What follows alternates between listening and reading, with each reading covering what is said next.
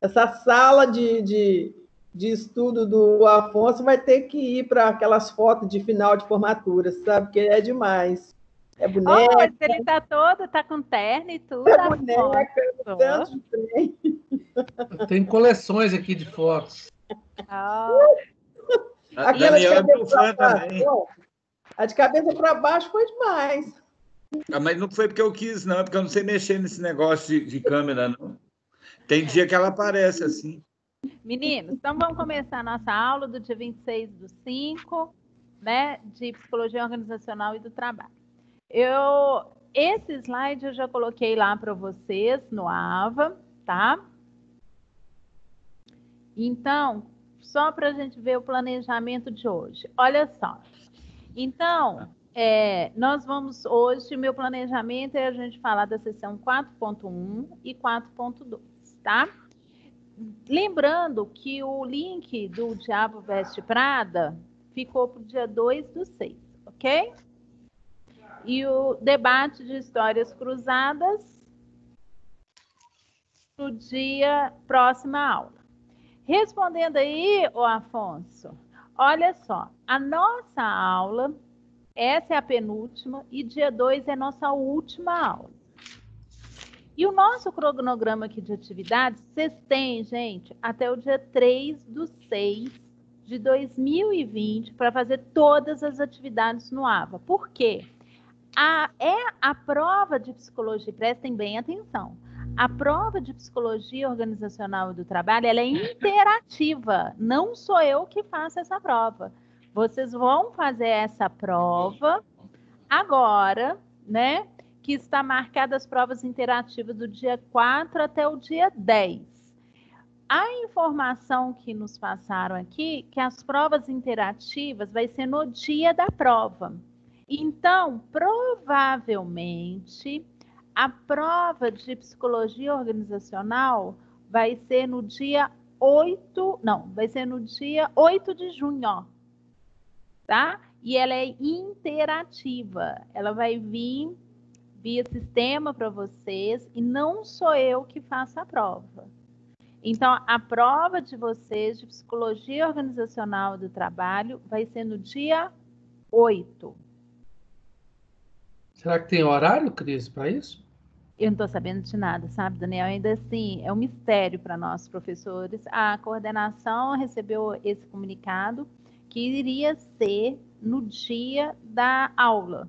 Então, já que a POT não, a POT é terça, gente. Eu estou pensando que hoje é segunda. POT é terça. Já que a POT dia 9, é 9 de junho, é a prova de vocês, tá? E só para o conhecimento de vocês, 9 de junho é meu aniversário. Então, vocês fazem prova lembrando de mim, tá? Então, dia 9 de junho aí vai ser a prova de vocês. Eu vou colocar isso lá no grupo também, para vocês não esquecerem, gente. Ok? Então, não sou eu que faço a prova. Ela é totalmente interativa aí. Tá? Bom, de recadinhos, então, é esse. Deixa eu só me organizar aqui.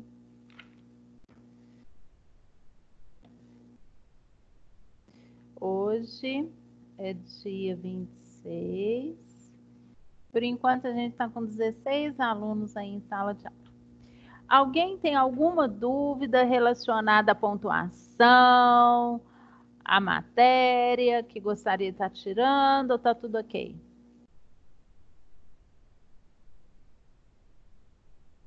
Tudo certinho? Só o dia para colocação dos pontos, menos a prova no portal.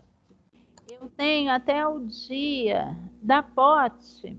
Vocês têm que me entregar esse relatório, o último, até o dia 2, né? Que é do filme O Diabo Veste Prada. Eu já vou lançando o que eu tenho, para só ficar isso para o dia 2, viu, Daniel? Já que o sistema fecha para vocês dia 3, para as notas da parciais já ter sido lançado, para não ter problema aí para vocês. Ah, legal. Tá? Eu vou ver se eu faço isso. Ok? Olha lá, minha alguma câmera dúvida? virou, tá vendo? Oi, Afonso. Minha câmera virou. Virou. Eu tenho que te ver assim, Afonso.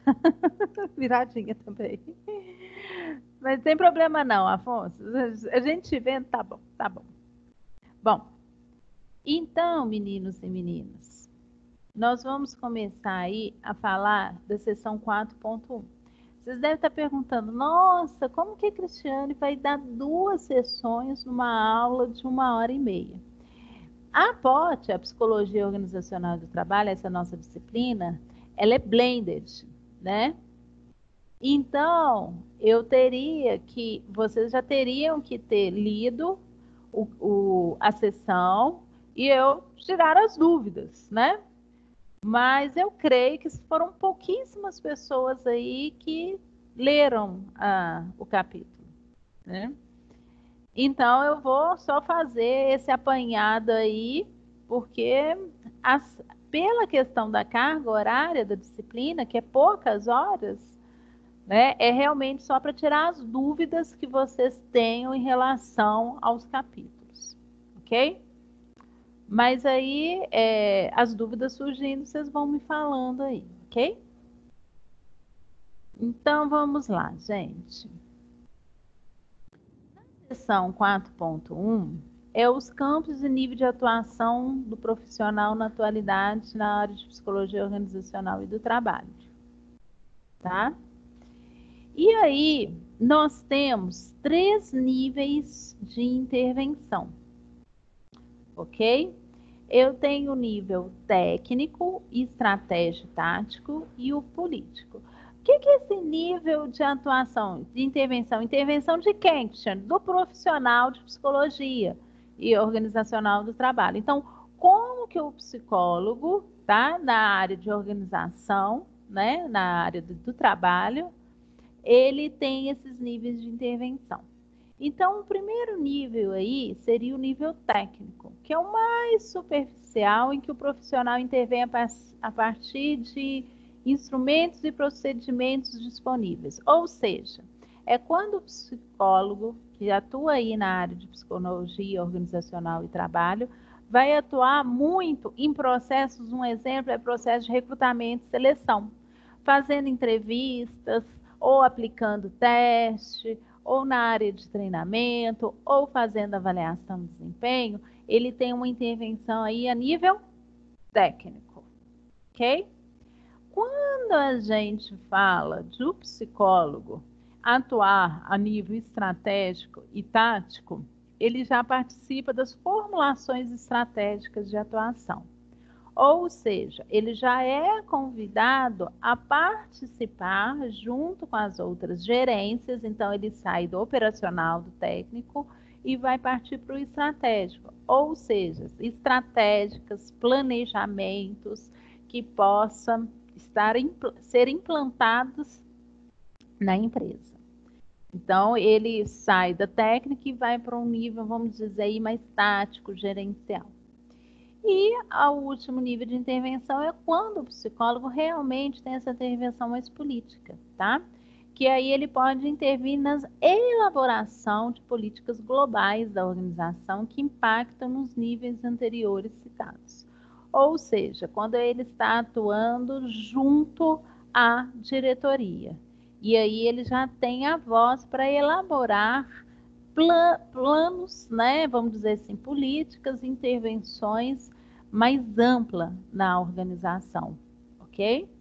Que a gente chama aí de uma atuação, de uma intervenção política.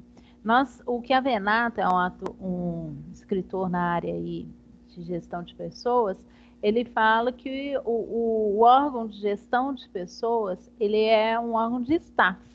Ou seja, ele deveria estar nessa intervenção política, tá? Mas não é que sempre a gente vê, não. A gente vê ainda uma porta na área da psicologia organizacional para o psicólogo, essa porta aí na área de recrutamento e seleção, que aí tem uma demanda maior e tudo, ok? Dúvidas aqui? Vocês entenderam, gente, essa questão aí de nível de intervenção? Eu vou passar assim, bem... Só a última, professora. No político, porque quando falo em político, na minha cabeça de 60 anos, só penso assim, em palanque, né? Aham. Então, Não, aqui é numa questão política, mas nesse sentido, assim, de estar realmente intervindo nas ações da empresa. Nas ações que eu falo assim, nas decisões da empresa. Então, veja só, se no nível técnico eu tenho só a aplicação de testes ou processo de seleção, no nível estratégico eu já estou com a questão de gerenciamento de uma equipe e de planejamento de atividades. No político, eu já posso fazer assim, olha, vamos fazer uma política de cargos e salários para essa empresa, ou vamos fazer intervenções de processos demissionais, tá? Então, é uma atuação mais ampla na organização, tá? E envolve, já não está no operacional, já não está na questão de gerenciamento, mas sim eu vou falar estratégias, tá? Mas ações que englobam toda a sistemática da organização e vai impactar na missão, na visão e nos valores dela. Tá? Quando o Chiavenato fala um órgão de staff, é como se esse psicólogo aí da psicologia organizacional do trabalho estivesse atuando com a diretoria, né? Então, assim, o que nós devemos fazer? Como vamos demitir? Qual vai ser o processo de demissão? Né? São as políticas mais amplas, né? Na questão política, mas são as políticas mais amplas dentro da empresa. Tá? É tipo um superintendente, assim, né? Chique. Seria por aí, ok? Entendi. Obrigada. Nada. Agora, são as grandes, né, organizações que a gente pode visualizar bem esses 3 níveis aí de intervenção. Geralmente as empresas pequenas têm o psicólogo aqui muito no nível técnico, que é mais aplicar teste, recrutamento de seleção, treinamento. Quando ela é um pouquinho maiorzinha, né, tem mais funcionários aqui no estratégico, mas a nível político, geralmente são as grandes empresas aí que possuem essa possibilidade. Tá certo. Obrigada. De nada, né? Bom, continuando aí, gente, tá? Aí é uma simplificação essa imagem aí do livro, né? Falando os âmbitos dessa análise de intervenção aí.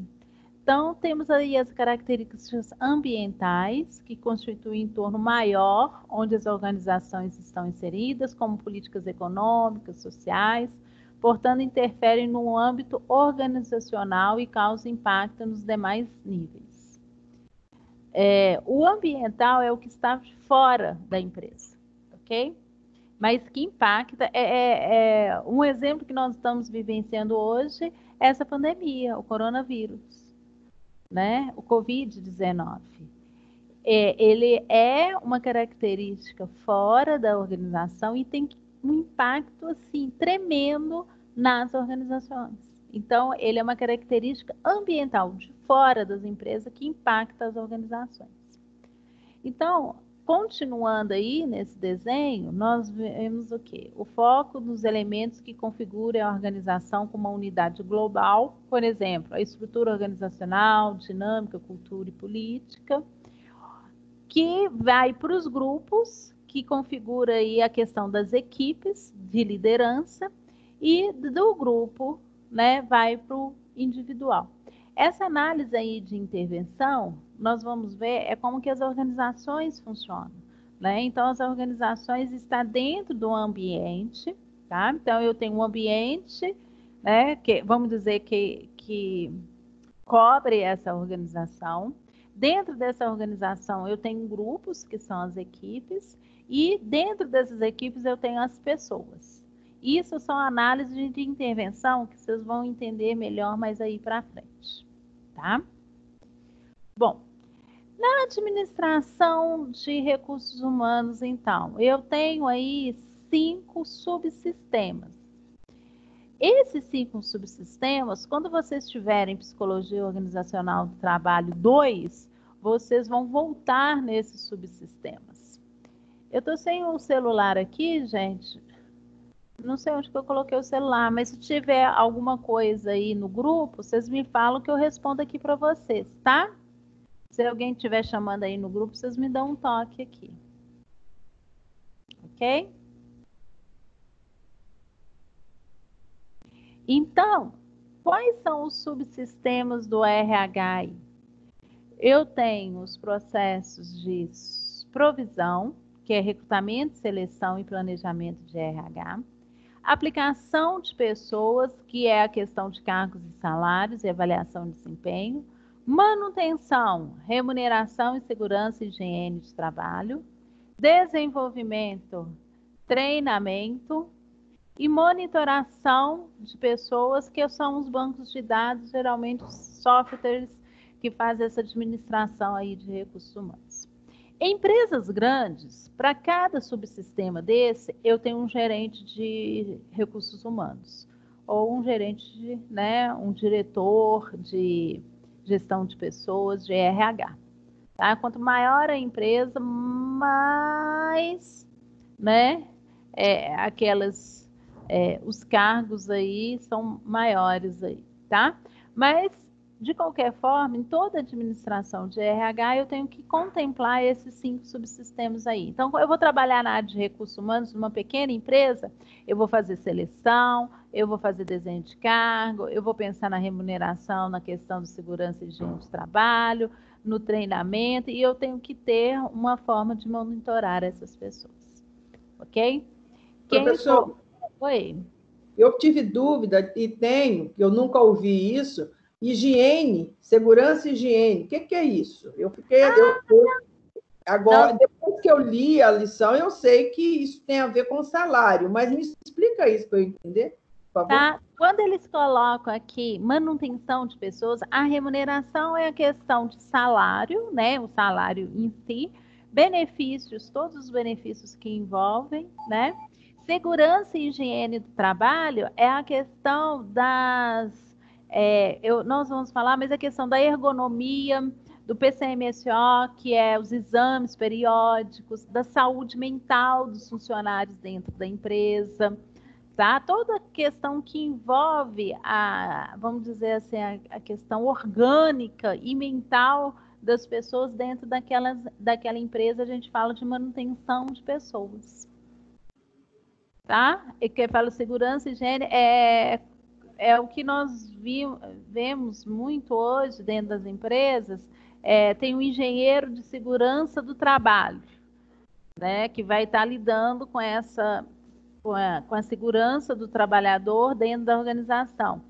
Essa segurança aí do trabalho, ela é feita em conjunto com o RH.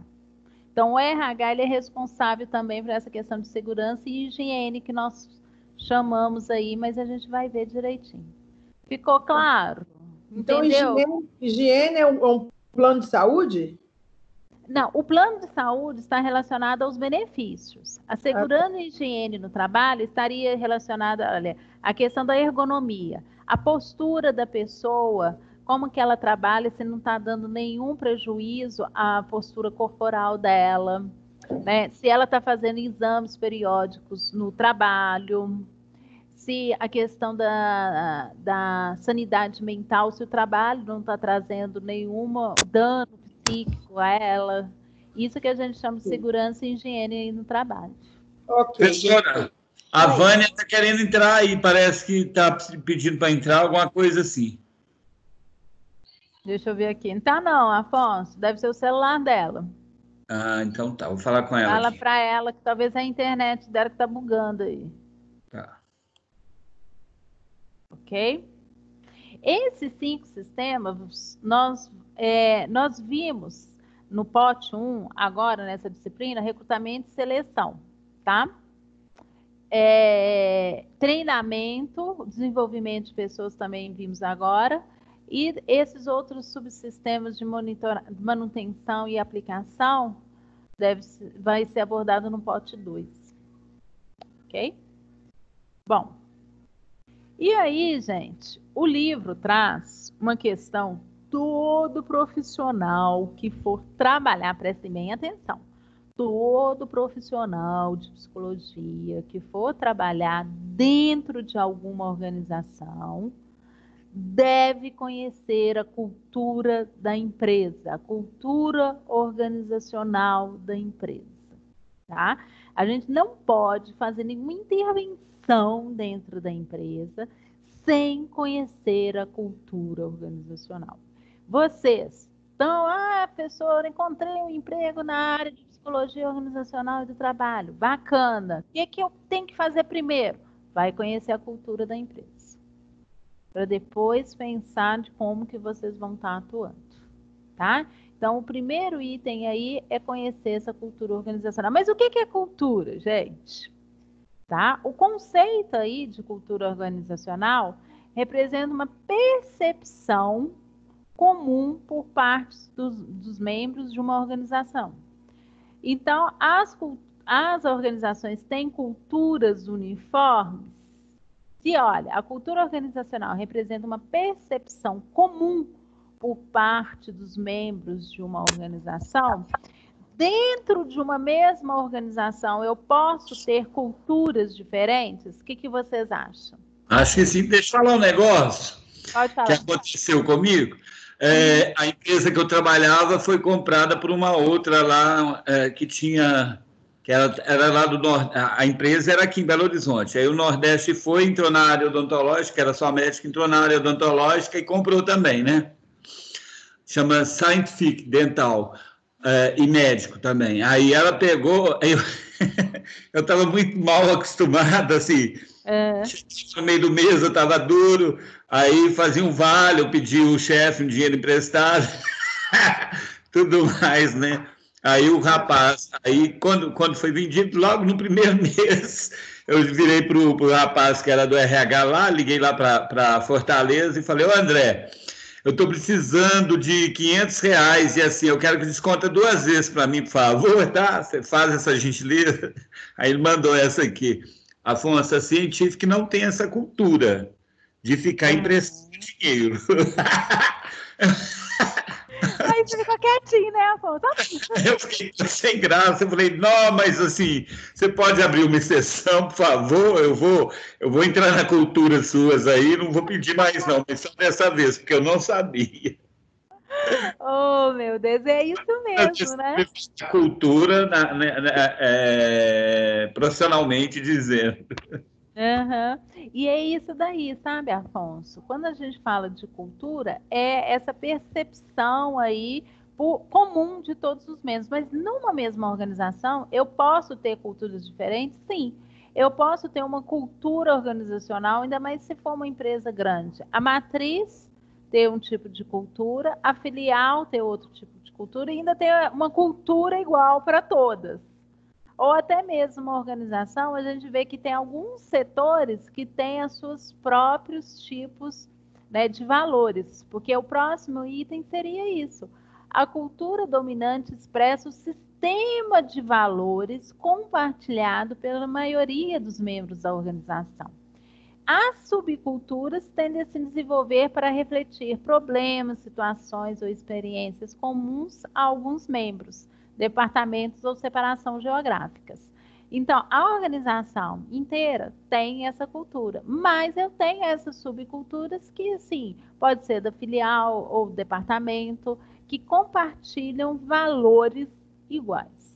Então, a cultura organizacional, a gente poderia falar justamente isso, que é aqueles valores que as empresas têm.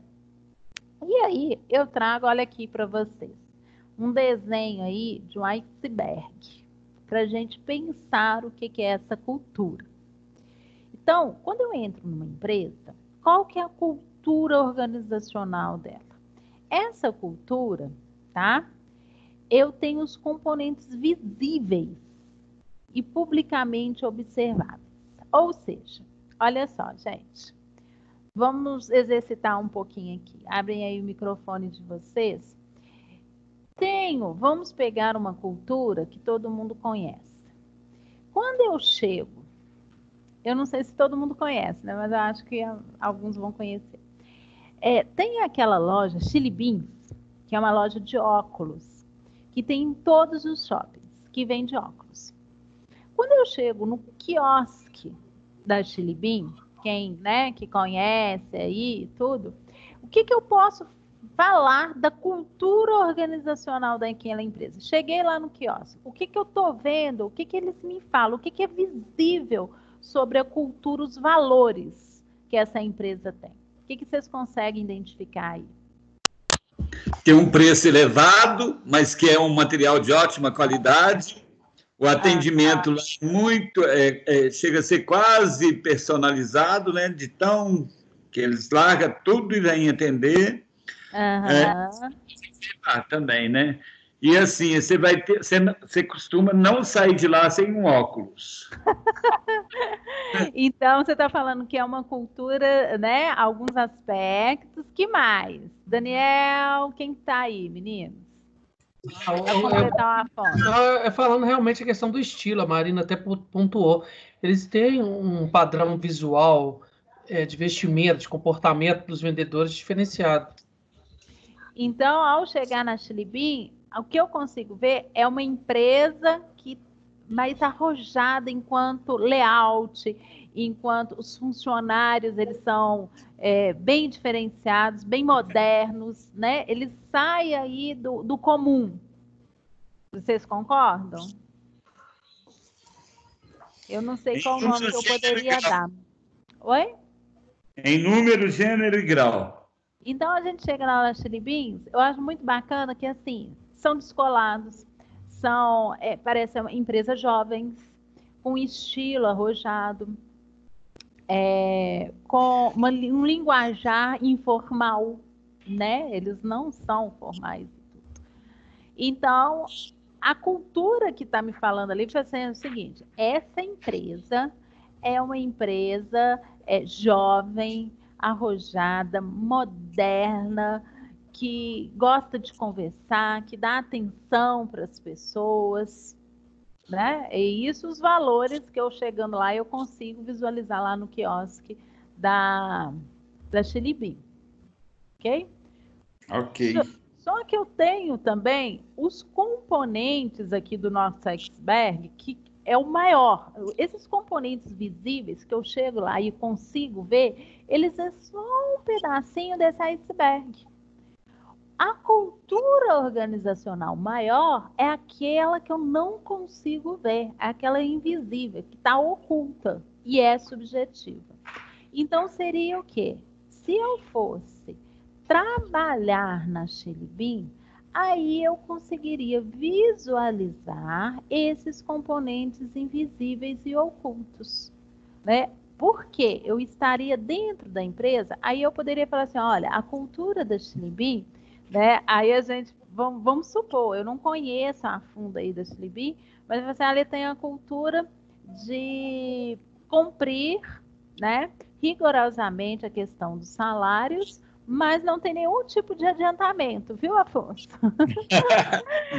Aí eu posso ver a cultura da Chili Bean é que as pessoas, no máximo, eles têm enquanto cultura organizacional que as pessoas ficam lá, os funcionários, 2 anos. Outro tipo de cultura, eles acreditam que as pessoas têm que fazer rodízio em todas os quiosques para ter conhecimento dos diversos públicos. Então, só eu trabalhando por mais tempo lá na Chili Beans que eu vou conseguir ver essa cultura aí, que ela é invisível, ela é oculta, né? Tem um rodízio também. O rodízio também de você numa outra empresa, né? Não é bem promoção, não, mas você, assim, conhecer várias sessões, porque em caso de ter que substituir e tudo mais, isso rolava muito no banco. Não sei se ainda chama caderneta de treinamento. Que você continua no seu cargo, por exemplo, você é escriturário, você vai continuar sendo escriturário, mas você vai aprender de caixa, você vai aprender de procuradoria, você vai aprender na gerência, você vai aprendendo tudo. E quando rolar uma promoção, você já tem ali conhecimento daquelas sessões. E em caso de urgência também você pode substituir. E isso é uma cultura da empresa. Um exemplo bacana que aconteceu isso há muito tempo, gente, a CIA, a CIA resolveu isso há muito tempo, a mudar o perfil dos funcionários. Aí ele falou assim, não, vamos colocar funcionários tipo do Chili Bean, mais modernos, mais exóticos, né, com outro tipo de comportamento. Não deu certo. Por quê? Porque a cultura organizacional o que era visível para os consumidores era que uma empresa mais tradicional assim, mais comum, que não era esse arrojo todos. Então eles tiveram que voltar atrás, tá? E voltar com os funcionários com um perfil de acordo com aqueles que eles atendiam. Porque a cultura deles já vinha há muito tempo e já tinha, né, vamos dizer assim, o que era visível já tinha se enraizado aí e as pessoas compravam por isso. Como a gente também tem outras empresas super arrojadas, daí a Chili Beans, né? Mas tem empresas aí. McDonald's tem essa questão cultural de contratar pessoas jovens, primeiro emprego. Né? McDonald's tem muito relacionado a essa questão aí do primeiro emprego. Ô, Cris. Peraí, Afonso, deixa eu falar um pouquinho aqui.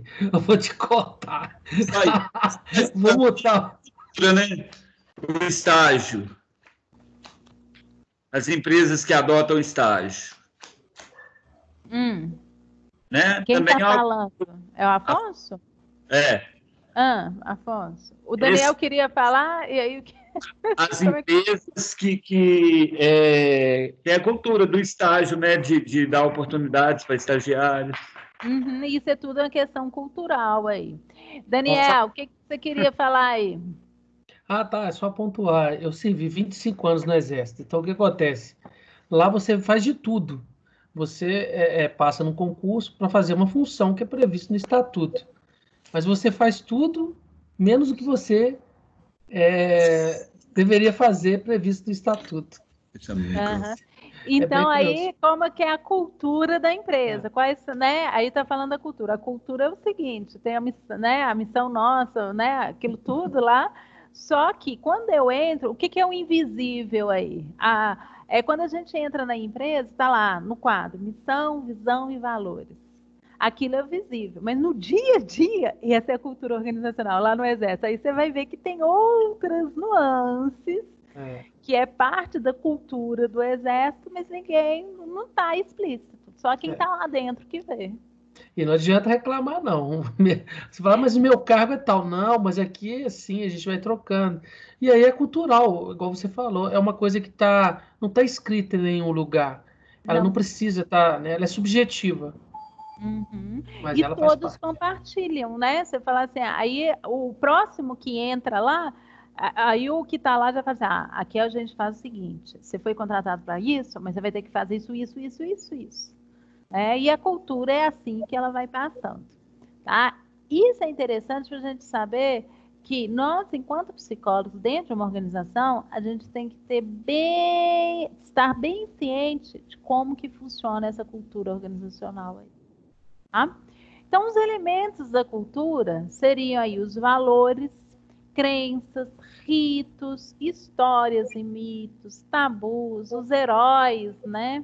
As normas, o processo de comunicação, os símbolos, uma questão da cultura do Pitágoras, que esse próprio slide mostra. Pitágoras, em relação ao logotipo, é tudo alaranjado, né? As paredes, as portas, né? Tudo alaranjado. Isso faz parte da cultura dela? Sim. São os símbolos, né? As roupas dos funcionários, o padrão, né? Quando a gente fala que ritos cerimoniais e cerimônias, uma cultura organizacional que muitas empresas têm. Final de ano, Natal, vamos fazer um churrascão. Todo ano tem um churrascão. Isso faz parte da cultura da empresa. Tá? Então, são vários símbolos aí, várias condições que eu tenho que vai me falar de como é essa cultura organizacional. Enquanto psicólogo, por que eu tenho que ficar atento a isso? Gente, preste bem atenção. Eu já vi muito isso. o pessoal, né, o psicólogo é contratado na área de psicologia organizacional do trabalho e vai todo animado. Ah, eu vou fazer isso que eu aprendi, né, fiz isso e tudo. Aí vai com essa expectativa e não conhece a cultura. Aí a gente entra numa empresa, que eu vou dar um exemplo que aconteceu comigo. Quando eu entrei numa empresa, cheia de expectativas e tudo, aí eu fui lá, vamos entender como é que as coisas aqui funcionam, né?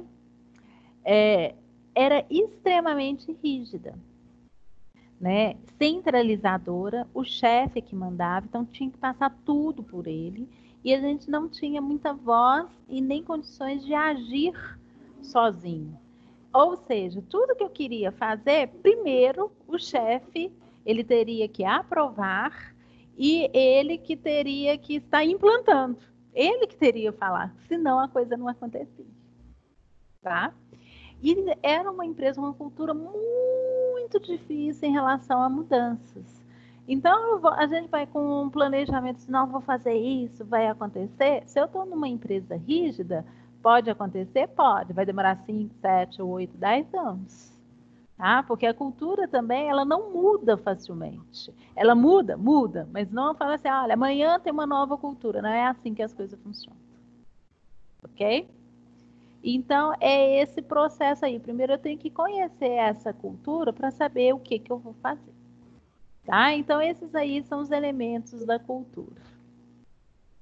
Então, se eu estou falando de cultura organizacional, a cultura organizacional é aquilo que é da organização, eu gostando ou eu não gostando, aquilo existe, tá? E eu tenho a outra vertente aí, que é o clima organizacional. O que é esse clima organizacional aí? Saiu aí, peraí, deixa eu voltar. Esse clima organizacional aí é justamente como as pessoas se sentem dentro da organização.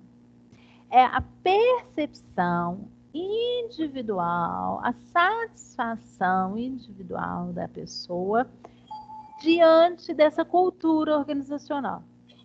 Então, quando eu falo clima organizacional, um exemplo que eu gosto de dar bacana, não sei se já aconteceu com vocês. Já aconteceu com vocês aí de entrarem numa empresa e falar assim, nossa, essa empresa aqui é pesada, parece que tem uma pedra em cima aqui da gente, de tão pesada que é essa empresa. Aí a gente fala, nossa, o clima aqui é muito pesado. Tá? Então, o que é esse clima? É justamente essa percepção, esse sentimento que eu tenho em relação à organização ou à cultura, né? A cultura dessa organização. Aí a gente fala, nossa, o clima dessa empresa é muito bacana, as pessoas, né? A gente entra aqui, a sensação, a percepção é que todo mundo está feliz, tranquilo. Então, essa percepção de bem-estar ou mal-estar está relacionada a essa sensação que nós chamamos de clima organizacional. Ok? Quanto psicólogos, nós temos estratégias para estar atuando nesse clima. Porque se um funcionário, né, está numa empresa no qual o clima não está bom, isso desmotiva, isso faz perder funcionários. Então, uma intervenção nossa, enquanto psicólogo, está nesse clima organizacional aí. Como as pessoas estão satisfeitas dentro da empresa. Então, olha só, a cultura é uma causa e o clima é uma consequência. Na maioria das vezes, né, o clima organizacional está relacionado com a cultura. Então, uma cultura fechada, rígida, autoritária, faz com que um clima talvez não seja amigável, né? As pessoas ficam estressadas, as pessoas ficam preocupadas por essa questão aí de cultura. Exemplos aí, gente, já falei demais. Agora, quem gostaria de falar um pouquinho? O Afonso já falou um pouquinho aí da experiência dele. Cadê o restante do povo? Professor? Eu trabalhei numa numa organização, numa loja, uma certa vez, e gozado que a dona da loja era uma pessoa muito bacana, ao ponto de que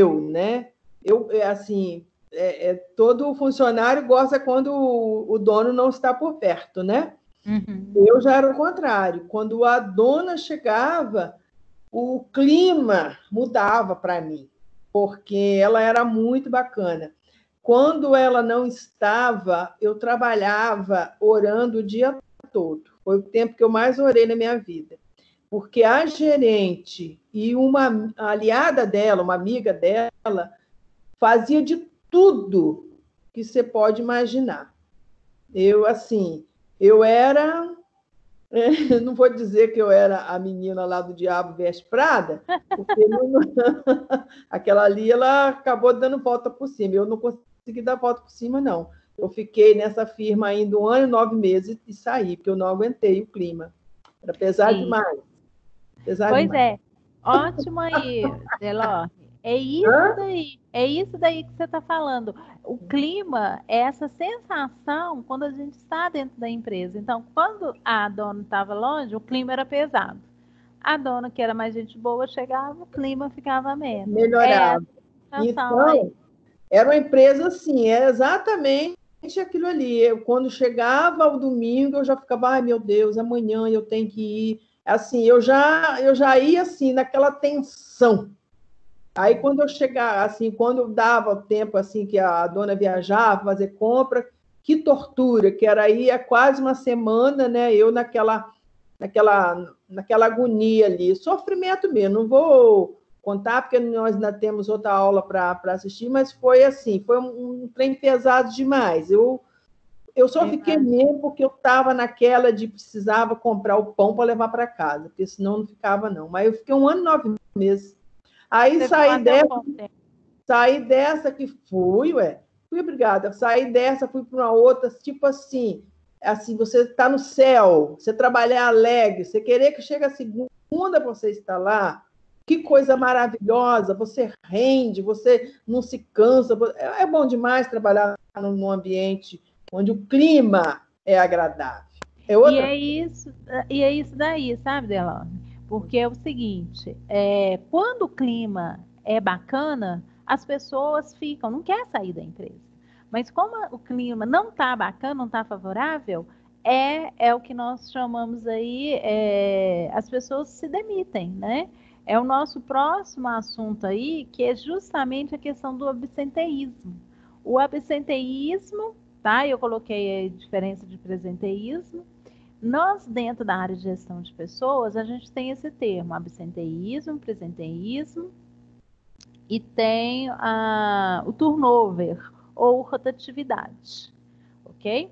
O absenteísmo é justamente as faltas, as ausências das pessoas no trabalho.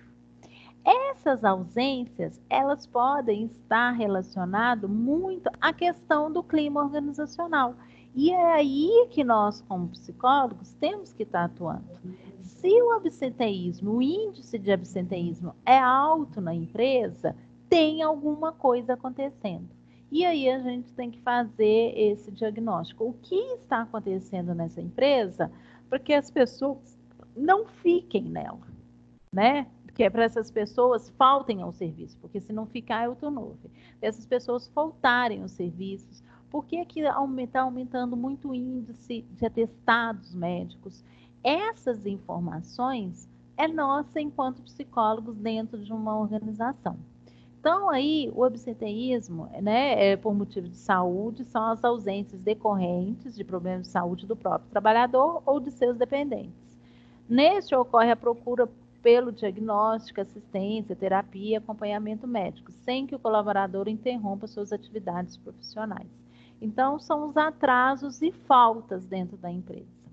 O absenteísmo, doença, caracteriza pela falta de capacidade dos indivíduos, por motivo de doença ou lesão acidental, em continuar suas atividades profissionais. Normalmente é preciso o afastamento das atividades profissionais e o encaminhamento aí ao sistema de previdência social. Então, o absenteísmo é isso. tem um índice, é uma continha que a gente faz, tá? Para a gente ver o índice de absenteísmo dentro da empresa. Esse índice de absenteísmo vai me falar muito, também é um indicador, é o que nós chamamos de indicador sobre o clima organizacional daquela empresa. Então, o absenteísmo é um indicador, tá? São as faltas, as ausências.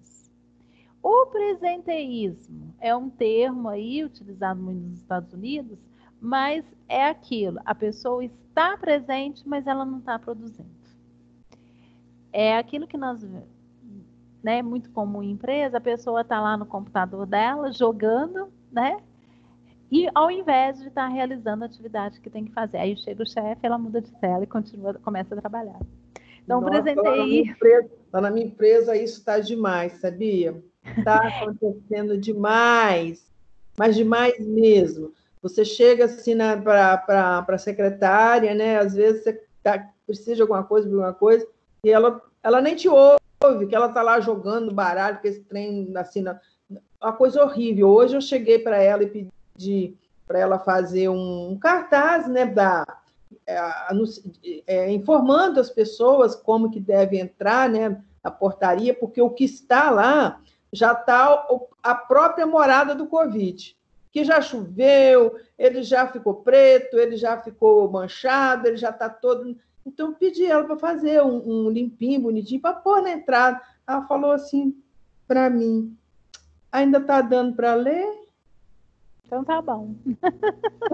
Não, eu fiquei assim, não engoli nem a saliva, porque eu falei, misericórdia. E isso não é o absenteísmo, porque o absenteísmo a pessoa traria um atestado médico ou chegaria mais tarde no serviço. Uhum. Esse eu chego na hora, mas eu também não produzo. Eu estou ali, mas eu não trago, não acrescento nada para a empresa. É o que nós chamamos de presenteísmo. Isso. O presenteísmo, ele é mais difícil da gente colocar no papel, porque a pessoa está na organização, né? Então, é uma questão... tá ali, ele bate ponto, ele não atrasa, mas ele não produz. Ok? Tem a ver com a questão do clima organizacional, de insatisfação? Tem. Tá? O turnover é o entra e sai, ou rotatividade, aqui não está, e no livro não fala, mas é o entra e sai da empresa, que também é um indicador sobre esse clima organizacional. Nós temos aí empresa que a rotatividade na área de telemarketing, a rotatividade anual de uma empresa na área de telemarketing é de 50%, é absurdo. Ou seja, metade dos funcionários em um ano já saiu. Qual que é o nome correto desse aí?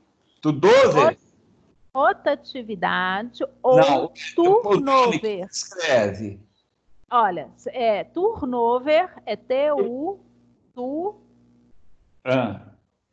acho que tem um R. Turnover. T-U-R-N-O, turnover. É com T de tatu no início. Turnover. Ou rotatividade. Então, significa rotatividade. Isso. Tá? É o entra e sai numa empresa. Obrigado. Ô, gente, vocês vão me dando notícia aí do Zap, tá? Eu ainda não achei meu celular, não. Tá pedido aqui. Todo lugar tá pedido aí. Ok? Bom, e aí, outra questão que até perguntaram sobre a questão de higiene do trabalho é um subsistema aí da área de gestão de pessoas que está relacionada à prevenção de acidentes, à questão da ergonomia, saúde e manejo de estresse e programas de bem-estar e assistência psicossocial. Então, quando a gente fala, voltando lá, né? Olha aqui, tem um subsistema aqui que é de manutenção de pessoas, está relacionado à segurança e higiene. Essa segurança e higiene é justamente esses fatores aqui. Prevenção de acidentes pode estar muito relacionada à questão dos EPIs, uso de EPIs, né? Os acidentes dentro do trabalho, empresa de engenharia a gente vê muito isso, a mineradora a gente vê muito isso, políticas, né, e ações dos recursos humanos para prevenir os acidentes nas empresas. A ergonomia está relacionada a muitas condições do trabalho para a saúde desse funcionário. Então, se a cadeira está na posição certa, a altura certa, a mesa correta, a iluminação, a ventilação, tudo que envolve o ambiente aí de trabalho. O manejo de estresse é a questão da saúde mental, né, que nós já falamos muito aí no curso.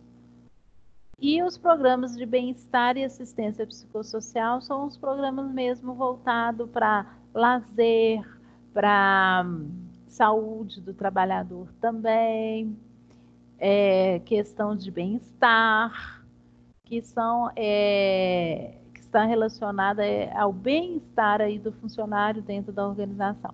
O SEBRAE, né, ele tem uma política muito bacana relacionada ao programa de bem-estar dos funcionários.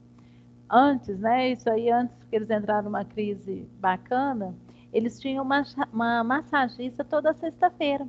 Então, os funcionários que queriam fazer massagens, né, para desestressar e tudo, era só subir para o andar que a massagista estava ali à disposição deles, tá? Isso são programas aí dessas empresas. Quem me perguntou sobre essa questão aí de higiene no trabalho, né, saúde no trabalho e higiene, ficou mais claro agora com essa explicaçãozinha aí, mais rápida? Ficou ótimo. Bacana, então. É uma das funções nossa de gestão de pessoas, tá, gente? É uma das nossas atividades.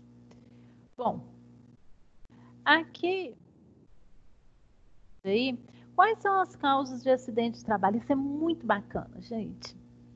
Nós, da área de psicologia organizacional e do trabalho, a gente tem aí duas vertentes aí que podem justificar os acidentes no trabalho. Uma é as condições inseguras presentes no ambiente de trabalho, né? Então, aí a gente tem equipamentos sem proteção, defeitos, né? Condições físicas, mecânicas, zona de perigo, essas questões concretas que podem trazer algum tipo de acidente de trabalho.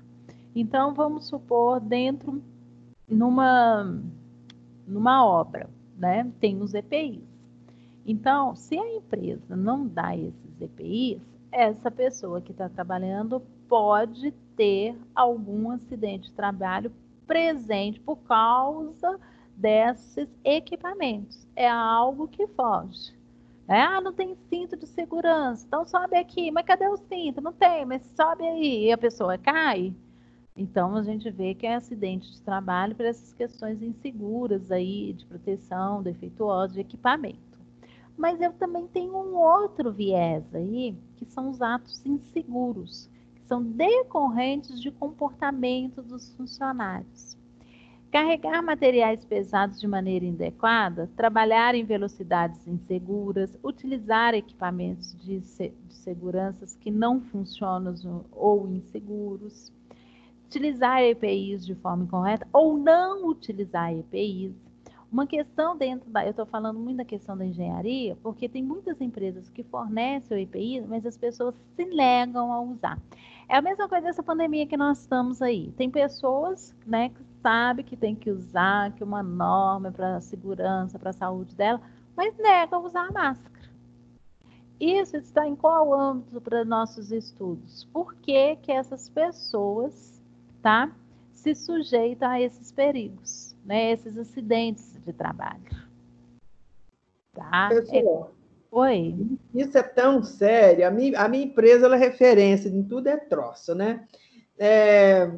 Nós tínhamos lá um rapaz que ele preferiu ser mandado embora do que usar o capacete.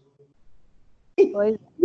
Porque ele tinha um tupete assim bem penteado, e ele usava gel, então chegava lá aquele tupete duro todos os dias. E ele trabalhava sem capacete normal, beleza. Só que trocou a diretoria, e esse outro que chegou, a cultura dele, né, trazendo a outra cultura para a empresa, Ele não aceitou, não. Tem o equipamento de perícia para usar e a área que eles trabalham é a área de risco. Trabalha, né, com uma área de coisa. Ele preferiu ser mandado embora, mas não usou o capacete. E aí... ele preferiu ser mandado embora no seguinte, ele ficou faltando, absenteísmo, né? Ficou faltando, até que não teve outro jeito mesmo, sabe como? Mas ele não usou o capacete. Olha que coisa horrível. Então, é isso que a gente está falando, sabe, Delorme? Para nós, a área da psicologia, tem essa questão dos acidentes de trabalho, porque não tem os equipamentos, mas tem outra característica do acidente de trabalho, que fala que justamente no final, que são as causas dos autos inseguros, podem ser atribuídas a certas características pessoais, a personalidade e a motivação das pessoas. Então, o acidente foi ocasionado não é porque tinha um equipamento defeituoso, mas é uma característica da pessoa que ocasionou aquele acidente de trabalho. E por que as pessoas fazem? Tá? Aí nós estamos aí na área da avaliação psicológica, né? Na área aí o que leva as pessoas a terem esses comportamentos dentro das organizações. Muitas vezes por imprudência, né? É a característica da personalidade, uma pessoa mais rígida, mais teimosa. Tem um tanto de coisa. Eu acho que às vezes, tipo assim, nem chega a ser a imprudência em si, porque, igual lá no meu setor, a gente fazia a avaliação da pessoa, a pessoa estava divorciada no teste, deu reprovado para fazer trabalho em altura, espaço confinado. E aí a gente chamava para poder tentar entender o porquê, o que tinha acontecido na vida dela, ou então, se tinha alguma situação momentânea. Ou até quando acontecia o acidente mesmo, para a gente tentar entender, investigar a causa. E aí a pessoa estava separada, tinha recente, a outro caso perdeu o pai, então, assim, é coisa até do inconsciente mesmo, de reação a essa situação que aconteceu, sabe? É um ato inseguro, é decorrente, mas às vezes nem é tipo, hoje eu acordei mal, entendeu? Mas como é que esse inconsciente, você colocou aí inconsciente, é a Ana que está falando, né, Ana? É como que esse inconsciente manda, né? Porque assim, olha, tem aquela velha história, vou deixar os meus problemas fora da empresa, mas ele não tem como, ele tá... não tem como separar total ali, né?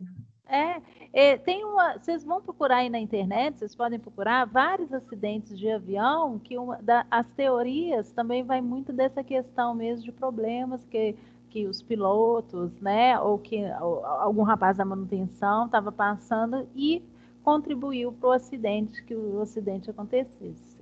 Então, é uma linha aí de pesquisa muito bacana nossa aí, tá? Bom, aqui eu já coloquei esse slide lá no portal, tem esse dever, essas atividades aqui é que está no livro. Eu não vou fazê-la com vocês, porque eu acho que a gente não tem tempo. Se der tempo, eu volto nela. Se não, a resposta está lá. Estou verificando se tem a resposta, tem a resposta. A resposta está lá, já no APA, tá? Porque senão eu quero ainda ver o quadro. Pode falar. A atividade é rapidinho, Eu, por exemplo, na primeira, eu coloquei a 2, a 3 e a 4. Muito bem.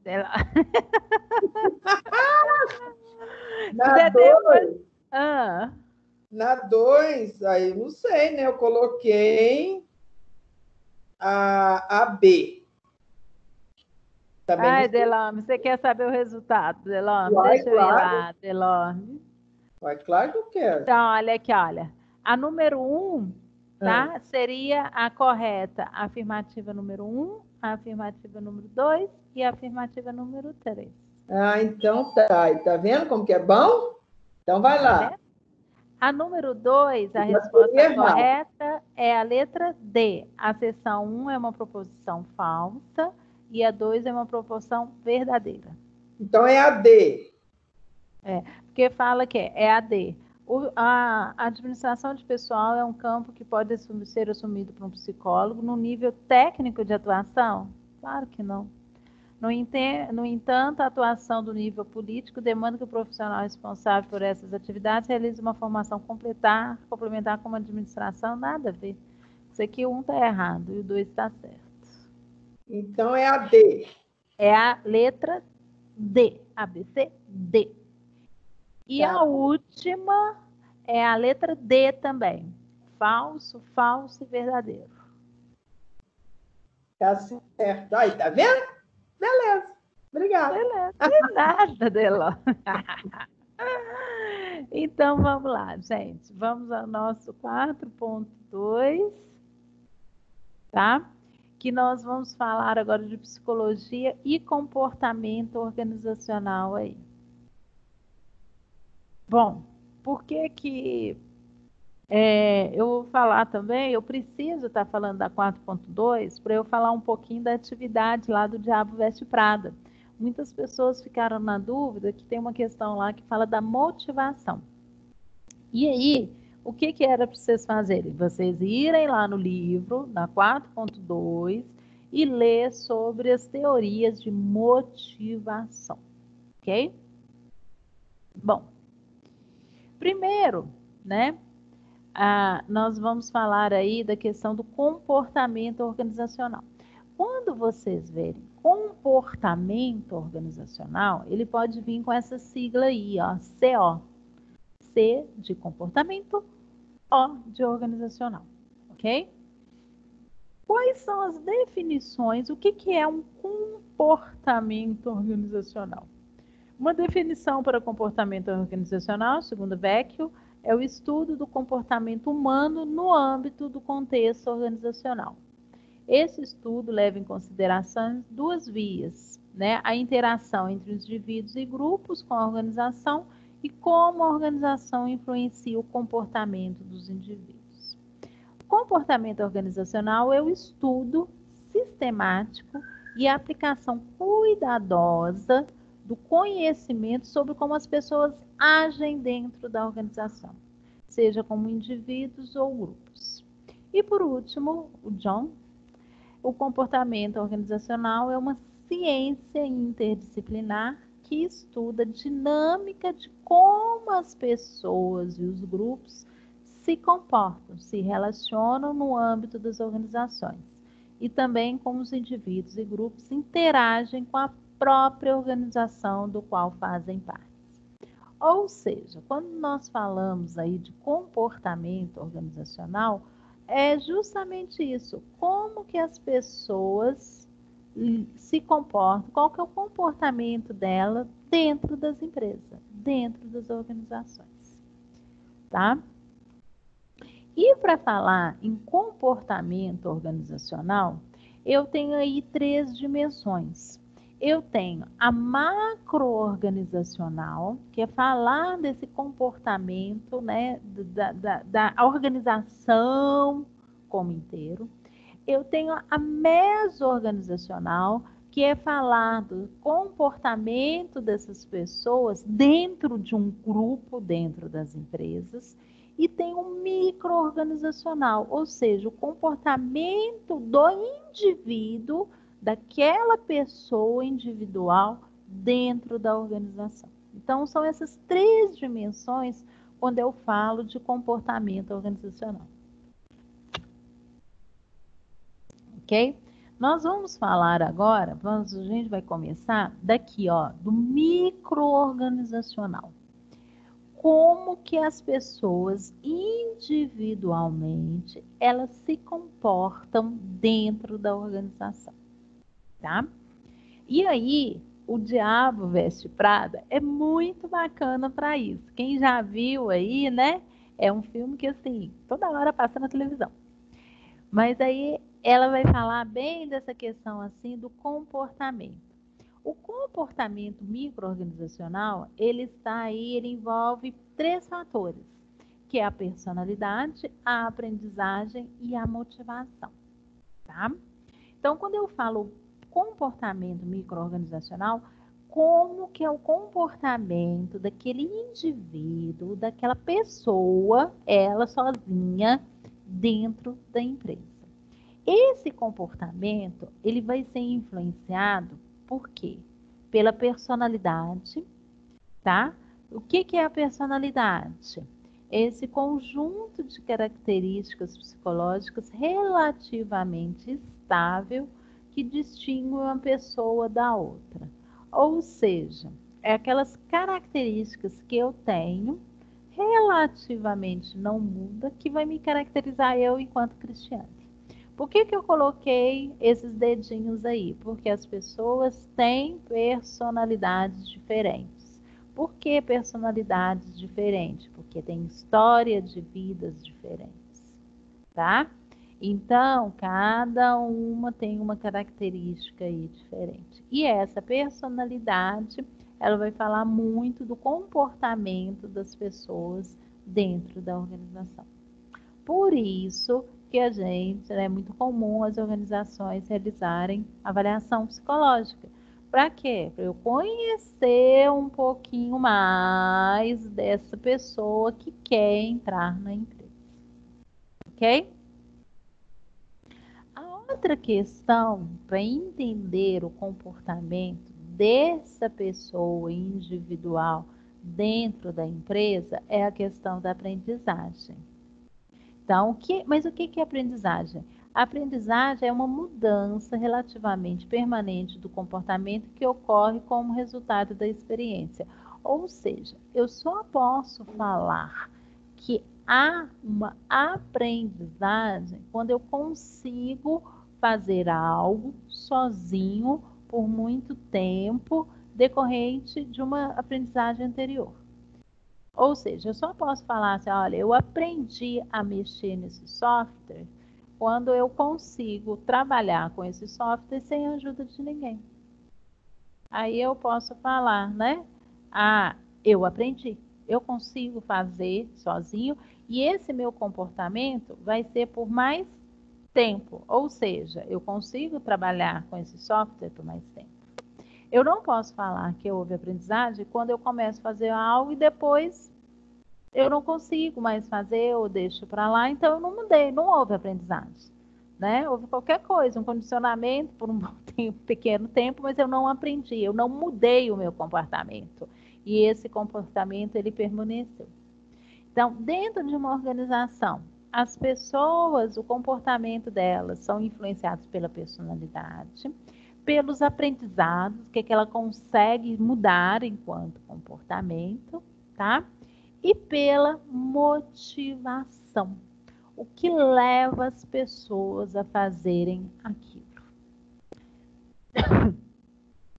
E aí, né, na atividade lá no Diabo Veste Prada, vocês verem assim, que é uma organização, a cultura, o que vocês me falam aí da cultura organizacional lá do Diabo Veste Prada, lá daquela revista? Qual que é o tipo de cultura deles?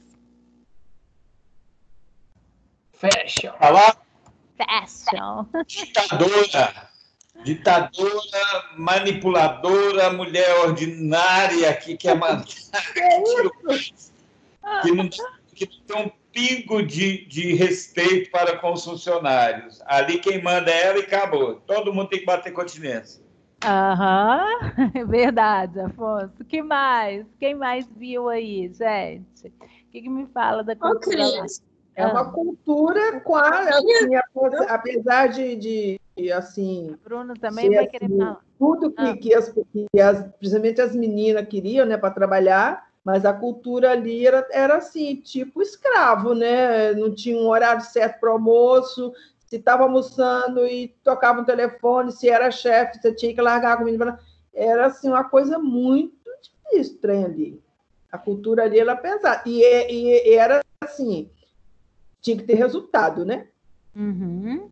Bruno, ela queria resultado. A firma tinha que estar no topo. Então, a cultura ali era não cair a produção, tinha que estar no topo. Bruna, Isabelle, o que vocês querem me falar da cultura lá da revista? Então, eu já até cheguei a comentar, né, a dialogar com você sobre o filme. Eu concordo quando o Afonso diz a questão de ditadora, Mas, assim, eu acho que até mesmo de leituras que eu fiz a respeito do filme, que eu até te mandei, na forma dela também, ela acaba proporcionando uma questão de cultura e motivação referente a pessoa buscar um reconhecimento, uma confiança. É tipo assim, mesmo que de uma forma torta, ela busca uma competitividade e que cada funcionário dê o seu melhor. Então, ela acaba não elogiando ou sendo assim uma boa chefe, né, no linguajar do trabalhador, mas assim todos eles buscam o melhor e a excelência para poder ter o mínimo reconhecimento dela. Então isso de certa forma também ela acaba proporcionando aí que as pessoas melhorem e façam o seu melhor sempre. Então eu não vejo só o lado ruim. Eu vejo que ela consegue também tirar aí dos seus funcionários o melhor. E a Andy, né, que é a protagonista, ela mostra muito isso. Ela se molda muito em prol disso e ela consegue o reconhecimento que ela queria. Ela consegue ter, não um elogio propriamente dito da Miranda, mas ela consegue depois ter uma boa recomendação e tipo assim, uma confiança ainda maior de que ela fez um bom trabalho e ela conseguiu agradar, ela deu o seu melhor. Bacana, Bruna, isso daí. E olha só, Bruna, como que é o comportamento organizacional quando nós estamos falando desse microcomportamento organizacional? A cultura lá da revista é uma cultura voltada para a beleza exterior. O que eles valorizam enquanto cultura é a beleza exterior. Tanto é que tem uma frase, a Bruna gosta bem do filme, né? Não sei se você está lembrada, que aquele carequinha, né, veio falar assim, olha, mas você vestida desse jeito, aqui é uma empresa mesmo, né, que vai falar da beleza interior. Aqui a gente trabalha com a beleza interior, né, minha filha? Tipo assim, se toca. Aqui a nossa cultura valoriza o que é exterior, é a beleza de fora, né? E aí, qual que é o movimento da cultura organizacional? Faz a Andy se encaixar enquanto comportamento dentro dessa beleza exterior. Aí ela começa a se arrumar, não começa? Até o que eu Corta comentei com cabelo. você, referente ao behaviorismo, né? Que quando eu vi o filme a primeira vez, era voltado a essa temática, a essa visão behaviorista, ou como ocorre o condicionamento. E assim, eu consigo trazer isso até para um trabalho que a gente fez para a matéria da Dani, de como o comportamento é influenciado pela moda. E querendo ou não, se você está bem vestido ou não, você é visto de uma maneira. Então, uma revista de moda, ela vai ter muito mais essa visão, né, essa importância referente ao seu estereótipo. E, tipo assim, como a Andy se encaixa, uma coisa que eu vejo é o que ela fala também, tipo, eu não tenho escolha, mas ela tá escolhendo aquilo. Ela se molda para aquilo. E depois de um tempo, ela gosta daquilo. Ela gosta do reconhecimento, ela gosta de ser testada, porque toda hora a Miranda dá para ela um trabalho mais difícil para ela se provar. E ela vai se provando. Então, é o que eu falei. Por mais que tenha a cultura do estereótipo, da moda, tem também essa questão de fazer com que os funcionários presentes busquem de forma competitiva, que não é muito saudável, mas assim, que busquem uma melhora e um reconhecimento. Eles acabam dando sempre o seu melhor. E aí, Bruna, a gente consegue visualizar o quê? Que a cultura organizacional afetou o comportamento da Andy, que condiz com o comportamento organizacional da empresa. Ou seja, se ela tivesse em outra empresa, com outra cultura, com outro tipo de comportamento organizacional, ela não iria realizar essas mudanças. Se ela tivesse lá no jornal, ela não ia ter essa mudança de atitude dela. Essa cultura organizacional influenciou a Andy. E essa influência da Andy está muito relacionada, esse comportamento dela, com a personalidade que ela traz, né?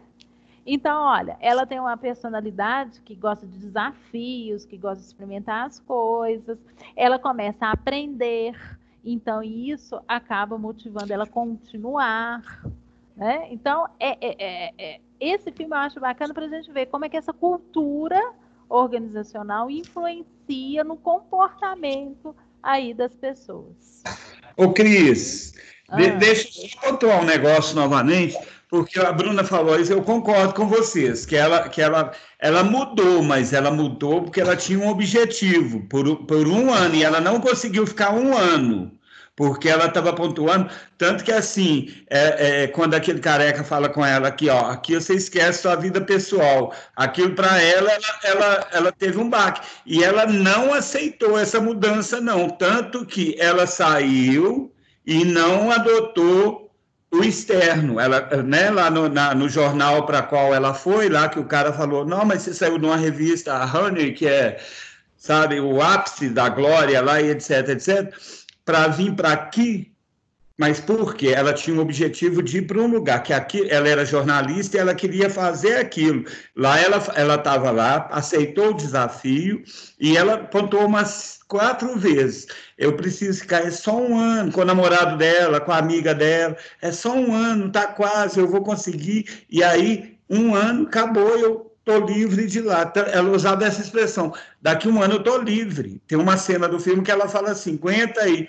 E ela não conseguiu ficar um ano. Quando ela vai ser admitida lá no jornal, que o rapaz fala com ela isso, ele fala, mas você não ficou um ano, acho que faltou uma semana, alguma coisa.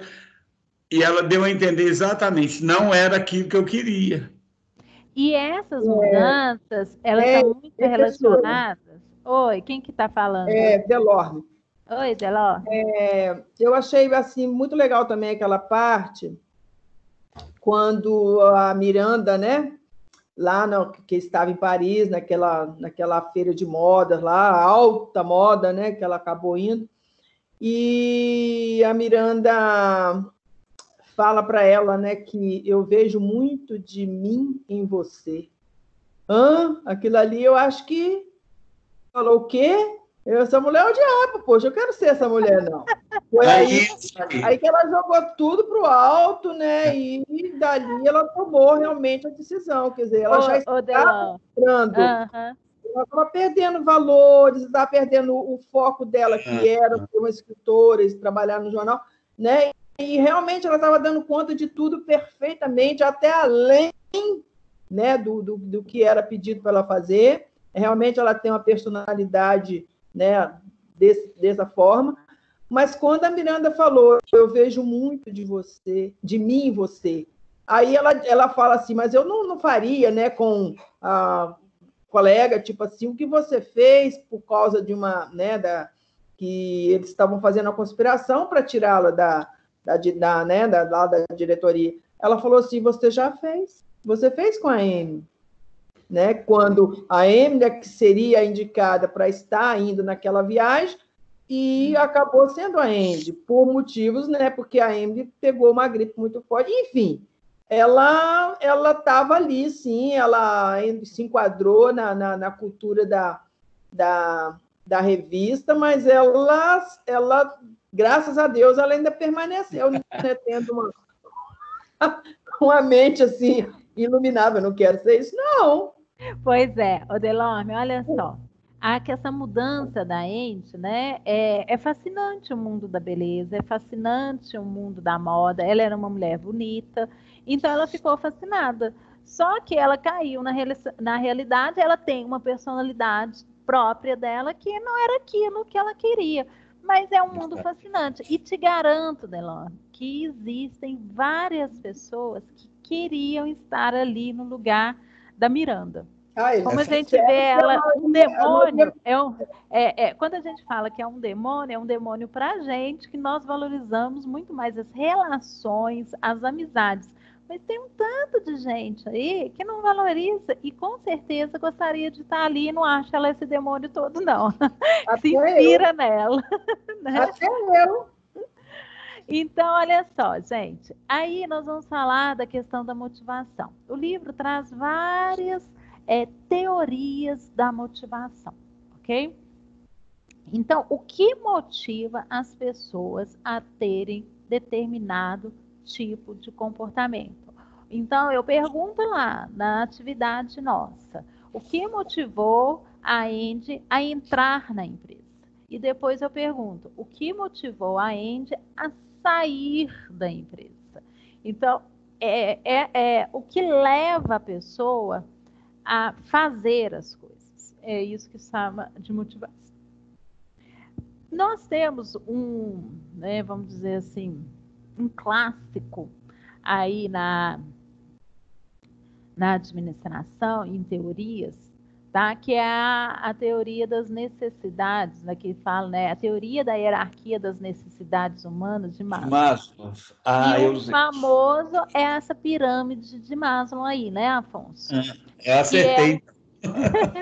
Que ela parte o quê? Das necessidades básicas até, né? E é por passo. Então, assim, eu tenho as necessidades fisiológicas, se elas estão saciadas, eu tenho uma motivação para ir atrás de outra necessidade, que seria de segurança. E vou atrás de outra necessidade, que sociais. E aí é isso na vida. O que Maslow fala é como se fosse uma escada, né? Ele coloca em forma de pirâmide, mas quando uma base está saciada, eu vou procurar outra coisa para me satisfazer. Então, ele coloca as fisiológicas aí, que é comida, água, sexo, sono, repouso. Está saciado? Eu vou para a segurança. Está saciado? Eu vou para sociais. Está saciado? Eu vou para estima e autorrealização. Aí a pirâmide de Maslow tem essa questão aí que faz um paralelo com a questão da satisfação no trabalho, tá? É um paralelo só. Mas as necessidades de Maslow ficam muito por essa satisfação aí de fisiológica, segurança, sociais, estima e autorrealização. Quando eu peço, né, qual que é a teoria, né, que a gente poderia estar utilizando lá no Diabo Veste Prada, será que a teoria aí das necessidades de Maslow a gente consegue visualizar lá no filme? Essa é a minha pergunta, ok? Não é uma questão lá do questionário lá que vocês têm que entregar até o dia 2. Então, a pirâmide de Maslow, ela também é muito questionada. Ela vamos dizer assim, ela é tradicional, é uma referência, mas depende muito da cultura, tá? Se nós formos lá para o Oriente, as fisiológicas, segurança, mas a autorrealização não está no ápice de uma cultura oriental. Ela não está no ápice, tá? Então, teria outro lá no Japão, né? Essa pirâmide aí, ela já não se encaixaria tão bem se fosse aplicada lá no Japão. O que substituiria a autorrealização no Oriente? Não, ela mudaria essa autorrealização aí, o que estaria no ápice, né, que seria o ápice das necessidades, seria a questão do desenvolvimento mesmo, que é mais voltado para a questão aí de família, grupos, sabe? Ter laços sociais, o autoconhecimento aí, estaria mais ligado do que esse crescimento aí, se fosse uma autorrealização, na satisfação no trabalho desafiante, diversidade, autonomia, a cultura não acrescentaria muito isso, não. São críticas que fazem, tá? Outra teoria de motivação é do McClain, que ele vai falar aí de 3, vamos dizer aí, de 3 bases, né? 3 itens para falar de motivação. Que a motivação, ela passa por poder, que é a necessidade de controlar as pessoas dentro do ambiente institucional, portanto, é muito requerida no papel de liderança. A motivação passa pela questão da afiliação, vamos pôr primeiro da realização, é o que torna a pessoa competitiva e a impulsiona a buscar novos objetivos. E a motivação também passa muito pela questão da afiliação, que é a necessidade de ter boas relações interpessoais e o pré-requisito para o trabalho em equipe. Dentro de uma organização, a gente poderia pensar nessa teoria, sim, o que motiva uma pessoa? Ela pode ser motivada pelo poder, pela realização, ou pela afiliação, ou pelos 3, ou por 2, ou por 1. O que motiva as pessoas? tá? Então, é a teoria aí sobre o poder, afiliação e realização. Outra teoria. E a teoria da equidade, que foca no desejo das pessoas de serem tratadas com base no que elas percebem ser igualdade e no desejo de evitar a sensação de desigualdade. Ok? Então, as pessoas também, elas ficam motivadas, a motivação, quando tem essa sensação que elas estão sendo tratadas de forma igual, que elas têm as mesmas oportunidades dentro de uma empresa, que elas são tratadas da mesma forma, e desmotiva quando elas veem situações de desigualdade. Uma pessoa não tendo as mesmas oportunidades, ou uma pessoa que trabalha tanto e não é remunerada da mesma forma. A teoria da equidade traz essa balança, eu coloquei essa balança para visualizar, que tem que estar equilibrada aí a igualdade entre as pessoas, né? E que não ocorra essa desigualdade aí, né? Então, vamos dizer, tem que estar tudo muito balanceado aí. Esse capítulo, de uma forma bem rápida, estou olhando as horas aqui, ela traz essa questão também da motivação. Falar de motivação, gente, esses capítulos, eles são imensos, são imensos. Nunca eu conseguiria, em uma aula, só falar de motivação. Eu precisaria de 2 aulas, né, de 6 horas. Falar da questão do movimento, da questão da personalidade, da aprendizagem, de um comportamento organizacional, né, do comportamento organizacional, eu precisaria de mais aulas. Então, o que eu fiz aqui com vocês? Eu só passei em determinados pontos que estão no livro e é essencial, se vocês querem realmente, né, saber um pouquinho mais, vocês têm que ler. Tem que ler o livro, o conteúdo é muito grande, e trazer as dúvidas aqui para mim. Eu só fiz assim, né, explaneio, assim, olha, é isso, isso, isso, mas de uma forma bem superficial. A gente não tem tempo, né? Essa disciplina, ela é curtinha, né? Estou aqui mesmo para tirar as dúvidas de vocês. E aí, eu gosto muito do Diabo Veste Prada para a gente conseguir relacionar. Então, lá a atividade que eu coloquei foi justamente isso. O que motivou a Andy a continuar na empresa? A gente pensar. O que motivou a Andy a deixar a empresa? Qual teoria da motivação podemos identificar no filme? Ou seja, diante do comportamento da Andy, nessas teorias, o livro traz outras, mas eu destaquei as 3 principais. Será que a gente consegue ver no comportamento da Andy a teoria de Manson, que as necessidades dela foram saciadas e ela sempre estava procurando mais? Então, é vocês falarem disso. Ou não, eu acho que a teoria dela está mais a teoria lá a última que nós vimos, do McLean, né? McLean, que ela estava numa motivação mais de realização aí. A questão do poder aí de controlar as pessoas, até que não sei, né? Vocês que têm que me falar. Mas essa motivação de realizar e buscar, né, a questão da competitividade é uma característica. Ou motivou ela a sair da empresa aí, né? Foi essa questão da desigualdade. Então é isso que vocês vão falar. Qual teoria da motivação vocês conseguem visualizar aí melhor, né? Eu acho que eu poderia até colocar aí, que eu não coloquei, para explicar, né? Explicar sobre essa teoria aí. E a última aqui, a motivação é um processo subjetivo, intrínseco e individual que sofre influência do meio, fatores extrínsecos. Explique essa afirmativa a partir do filme. Essa frase aí é outra teoria de motivação, que eu não falei aqui, mas é a teoria X e Y de McGregor, tá? Então, o que vocês vão fazer? Para conseguir responder essa questão, eu tenho que ir lá no livro e vou ter que ler o livro, tá? A professora não explicou. Não expliquei para vocês irem lá e ler, senão vocês não vão lá e ler, tá bom? E por último, Aí, Delorme, continuando, né, com os exercícios aí, relacionar uma coluna com a outra. A resposta correta aí é a letra E. Tá? Acertei! Acertou, Delorme? Ai, que fofa! Beleza. A número 2, né?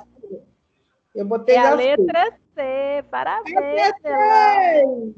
Adoro que dizer que você leu, fez tudo direitinho, Delorme. Muito feliz. E a última aí é a letra D.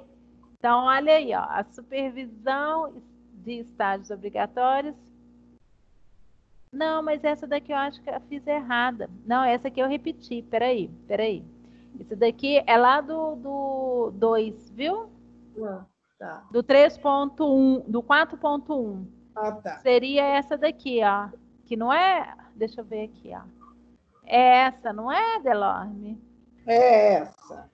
É essa. Essa, não é? Uhum.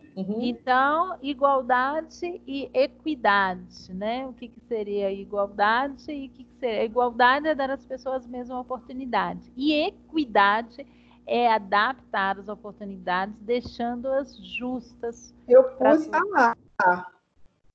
É muito bacana, né? Às vezes a gente fala muito de igualdade, mas a gente precisa de equidade. Porque você viu o baixinho? Equidade é tirar de quem tem mais e dar para quem tem menos, né? O baixinho estava na pior aí na igualdade, né? Na igualdade eu dei condições iguais para todos, só que a gente esquece que não é todo mundo que é igual, né? Eu coloquei a A, vê aí se está certo. Não, mas eu não sei se está certa essa resposta aqui. Tá. Eu te falo agora, tá? Porque aí eu errei ali a primeira. Deixa eu só te falar. Seria. Só um minutinho.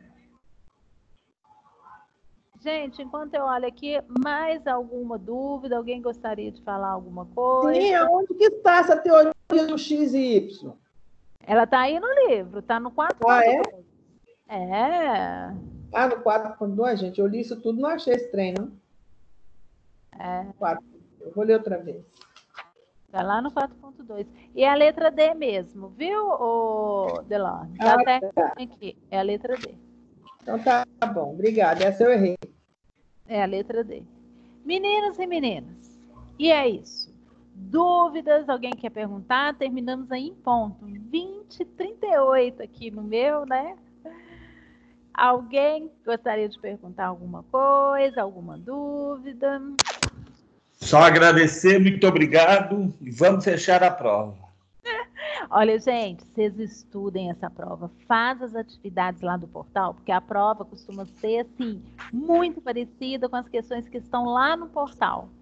Não deixe, mas não vai procurar lá no Braille, não, né? Vai, vou aqui no Braille e faz. Nada disso. É para fazer, pôr a cabecinha para pensar, para não esquecer no dia da prova. Ok? Combinado. Então, mas, muito obrigada, tá? Se cuidem, qualquer coisa, vocês me mandam recadinho aqui, tá bom? Valeu, Cris. Obrigadão aí. Tchau, gente. Um beijo para vocês. Tchau, Fiquem com Deus. Deus também.